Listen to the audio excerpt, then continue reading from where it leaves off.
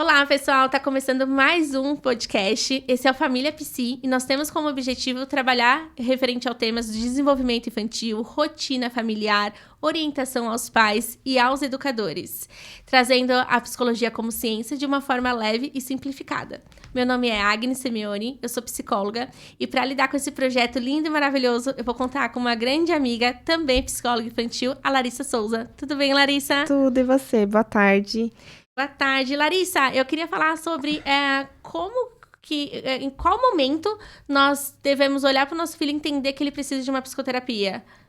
Como que a gente consegue identificar isso, que é hora de buscar ajuda de um profissional? Sim, tem vários contextos, né? Mas o que a gente sempre fala, um sinal de alerta, assim, muito impactante é quando a criança muda de comportamento bruscamente. Então, é uma criança ali super extrovertida, comunicativa, tá sempre ali em movimento, do nada teve um comportamento ali diferente, passou a ser uma criança mais inibida, mais tímida. Então, assim, foi uma mudança muito drástica. É um motivo de alerta, de busca de acompanhamento, pelo menos de uma avaliação, né? Quais mais? Eu trouxe até uma lista aqui, Larissa, porque de fato tem bastante coisas que a gente precisa observar. A mudança de comportamento, é um ponto em questão. Mudanças na rotina, como no geral, né? Então, uma mudança de casa, uma mudança na cultura familiar, uma mudança de escola, uma mudança. Quando a gente tem uma mudança drástica na rotina, isso pode também mudar o perfil da criança, como que ela lida com as questões, e aí pode entrar em sofrimento. Então, a gente pode trazer as mudanças da rotina também.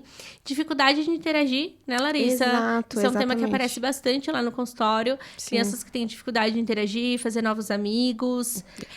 De se relacionar, muitas vezes a criança ela não consegue reagir de uma forma que não seja agressiva, então tudo ela reage com agressividade. Perfeito! É um motivo também, né, que é importante a gente estar observando. Algum atraso, então eu vejo que meu filho ali já tem 5 anos, mas ainda não está formulando uma frase, sabe? Então algumas questões assim que também é necessário buscar, não é só coisas pontuais.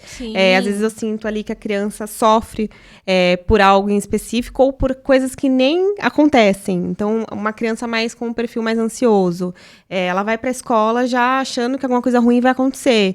Ai, não, mas você vai me deixar aqui, não sei se você vai voltar. Então, a gente já está falando de uma ansiedade aí que já passou, assim, do funcional mesmo, né? Então, são alguns, às vezes, divórcio, né? Brigas familiares, crianças exatamente. Que foram expostas a algum tipo de agressão, algum tipo de violência, algum tipo de estresse. Dificuldade de lidar com regras permissivas. Olha que legal, permissivas as pessoas normalmente não chegam, né? De fato, eles não vão muito ao consultório porque as crianças permissivas são vistas como as crianças boazinhas. Não dão trabalho. Então, olha que legal, não dá trabalho, mas ela não consegue se impor, ela não consegue se expressar os seus desejos, né? Isso. De tudo que a gente falou, dos motivos que podem levar os pais a buscar a psicoterapia para os filhos, é muito importante ressaltar que todos esses comportamentos fazem parte do processo de desenvolvimento infantil. Então, todas as crianças, em algum período, podem também passar por isso. Sim. Mas o principal foco é observar se existe... como que eu posso dizer? Se a criança está sentindo um desconforto, é o prejuízo, acho que é a palavra correta. A partir do momento que aquele comportamento gera um prejuízo, está gerando uma angústia naquela criança, aí o sinal de alerta precisa acender. Então, Isso. Por exemplo, a dificuldade com regras. Todas as crianças têm essa dificuldade. Não quero tomar banho, por que eu quero tomar banho? Mas imagina se uma criança todo dia é exposta ao mesmo estímulo, à mesma situação, precisar tomar banho ou seguir uma regra específica, e aí ela tem punições porque ela não consegue lidar com aquilo. E mesmo assim, ela continua com aquele comportamento. A gente precisa entender por que aquilo está acontecendo, porque talvez ela não consiga trabalhar a necessidade de mudança. É como se fosse um perfil um pouco mais rígido, né? Sim. Então, tudo que gera sofrimento para aquela criança, e ele é duradouro, demora mais que 2 meses, eu acho que é o importante. Passou disso, acende o sinal de alerta, busca um profissional para avaliar, para identificar por que aquilo está acontecendo. Mas gerou um sofrimento, aquela criança precisa ter um apoio ali, uma pessoa que possa observar, analisar e apoiá-la nesse processo. Exato. E na dúvida, É melhor a gente pecar pelo excesso do que Nesse pela caso, falta, sim, é né? verdade. Então, se a criança realmente não precisar de acompanhamento, se de repente é algum ajuste ali que eu faça na rotina e já deu tudo certo, sabe? A criança já desenrola e já fique mais saudável a minha relação com a família e tudo mais, a gente vai dizer. Isso será dito no final da Sim. avaliação. Então, é difícil acontecer, mas já aconteceu o caso de falar, então, fulano, quem sabe mais pra frente, se você quiser, a gente pode trabalhar algumas questões, sabe? De ensiná-los já sobre as emoções, regulação emocional, mas a criança não precisa. Não De uma é algo... forma preventiva. Exatamente, essa é a palavra, de uma forma Boa. preventiva, mas não pelo motivo que a família buscou. Sabe? Alguma coisa que eles acham que é fora ali do normal, mas é algo que faz parte do desenvolvimento. Porque, convenhamos, ser criança é chato. Não é chato ser Não, criança, calma, não. deixa eu corrigir. É chato no sentido de... a gente tá acostumado com qual modelo? Eu tenho que falar, a criança obedece. Eu falo que a criança tem que vestir, eu falo o horário que ela tem que tomar banho, eu falo a escola que ela vai estudar. E a criança normalmente não escolhe nada.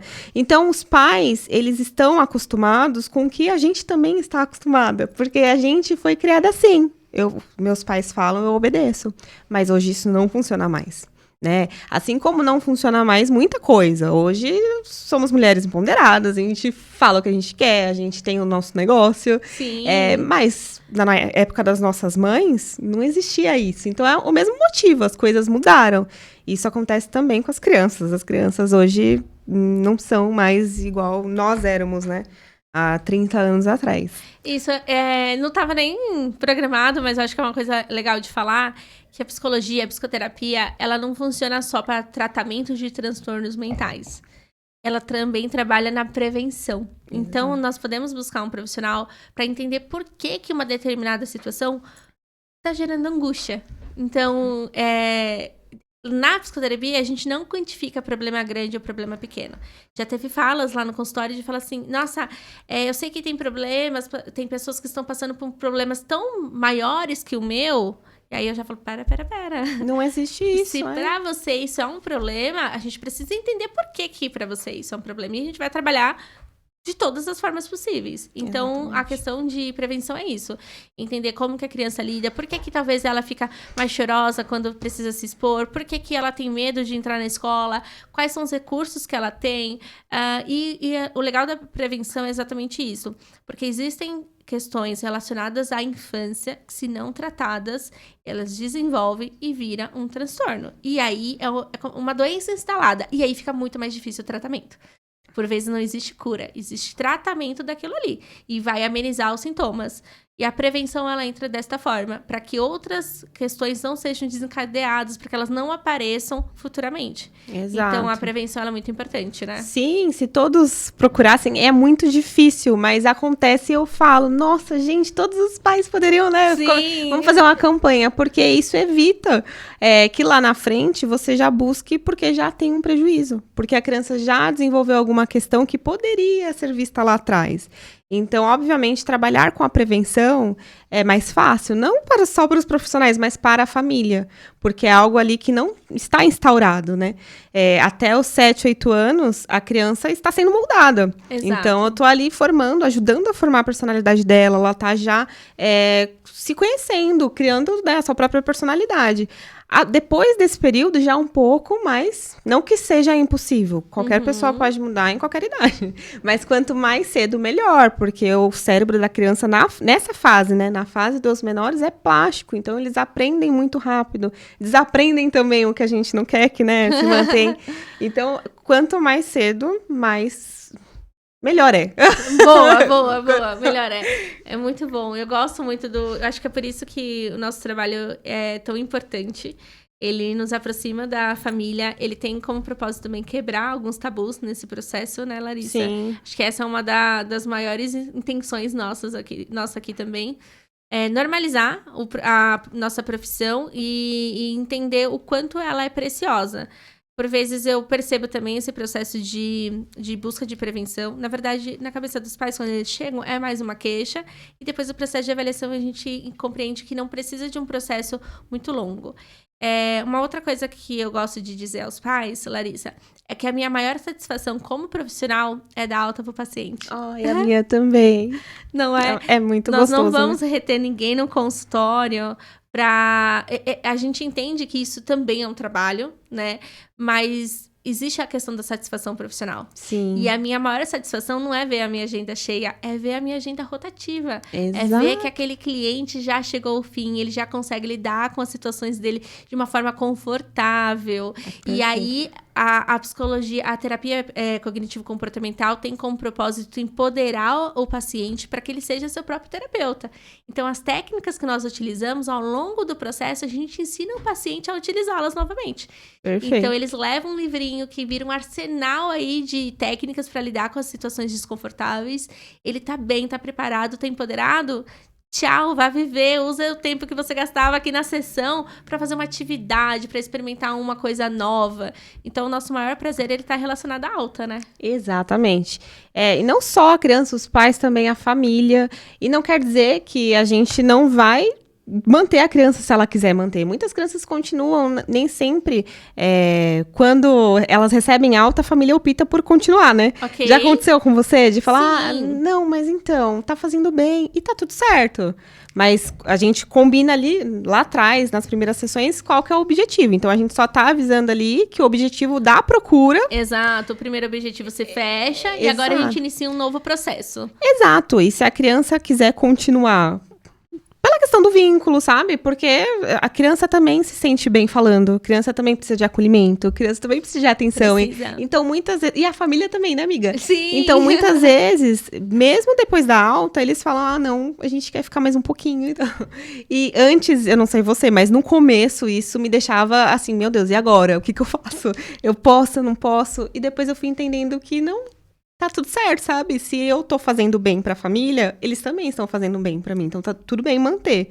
Então, há exceções. É óbvio que a nossa abordagem é mais diretiva, mas não quer dizer que deu tchau, né, amiga? Exato. Porque muita gente tem essa percepção distorcida da TCC. Isso. Nossa, nunca vi a psicóloga que decide a alta do paciente?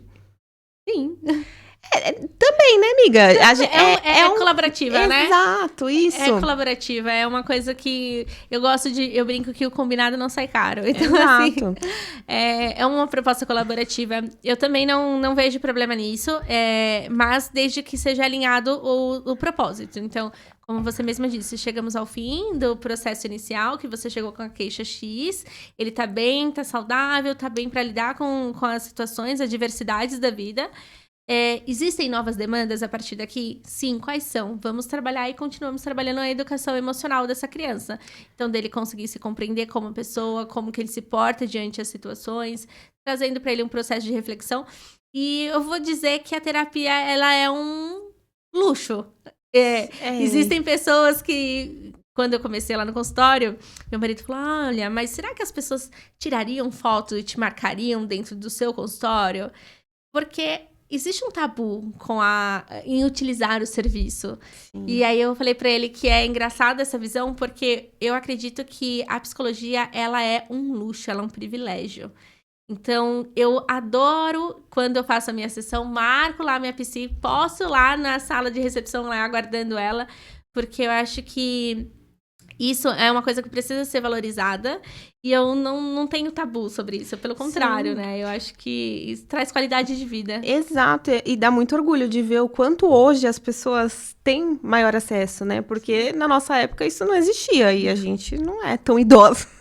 Mas na nossa época, quando eu era criança, eu não sabia, sabe, o que era uma psicóloga. Eu fui entender depois de grande. E agora não. Meu filho tem 7 anos. Boa! E já... várias vezes, né, já esteve em processo. Então, a gente, como você falou antes, a gente está prevenindo muita coisa. Nem sempre essa prevenção vai ser, por exemplo, um tratamento para a cura. Sim. Muitas vezes vai ser uma prevenção para não potencializar algumas coisas ou até para ensinar a criança desde cedo a agir de algumas formas, né, para determinada situação. Mas acho que é isso, né, amiga? Muito bem. Sim, eu queria agradecer a participação e todo o apoio nesse processo. Gostaria de falar para o pessoal de casa comentar, curtir, compartilhar com os amigos. Não deixe de trazer também comentários sobre quais temas vocês teriam interesse em saber sobre o processo de desenvolvimento infantil, rotina familiar, tudo que a gente poderia trazer e auxiliar vocês a compreender um pouco melhor sobre isso, trazendo a ciência aí como objetivo principal. Larissa, quer mandar tchau para alguém? Dar algum recado? Não, amiga, obrigada. Agradeço, você falou tudo. Mas é isso, gente. É importante que a gente saiba, né, sobre os temas, pra gente estar fazendo aqui coisas que vão ajudá-los. E é isso. Um beijo. Muito bem. Vou mandar um beijo especial para as crianças que estão lá em casa assistindo e ao maridão. Tá bom? Um beijo para vocês e até daqui a pouco. Tchau, pessoal. Tchau, tchau.